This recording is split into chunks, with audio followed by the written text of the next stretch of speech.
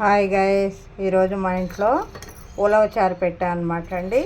కాసిన ఉలవలు నిన్న నానబెట్టాను. ఉదయం నుంచి రాత్రి వరకు నానబెట్టాను. ఈరోజు వాటిని ఉడకబెట్టాను అనమాట.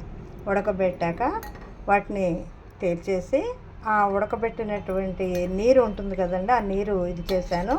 ఆ నీటిని మళ్ళీ ఒక దాంట్లో వేసి దగ్గరగా చిక్కబడే వరకు ఉంచాను. అందులో కొద్దిగా చింతపండు, ఈ విధంగా చింతపండు వేశాను. పసుపు, ఉప్పు, చింతపండు వేశాను. అది దగ్గర పడాక చక్కగా పోపు అనమాట అండి. ఇందులో ముందుగా వేసేసాను నేను. పోపు కూడా వేసేసాక మీకు మళ్ళీ ఒకసారి మరుగుతూ ఉండగా మీకు చూపిస్తున్నాను నేను. ఎందుకంటే ఈ ఉలవచారు చాలా మంచిది, బాగుంటుంది కూడా, టేస్టీగా కూడా ఉంటుంది. 2 ఎండుమిరపకాయలు, వెల్లుల్లిపాయలు, ఆవాలు, జీలకర్ర, మెంతులు, కరివేపాకు పోపు పెట్టుకుంటే చాలా టేస్టీగా ఉంటుందండి. రుచిగా కూడా ఉంటుంది. ఇది చాలా ఆరోగ్యానికి కూడా మంచిదంటూ ఉంటారు. ఉలవచారు మీరు కూడా పెట్టి చూడండి.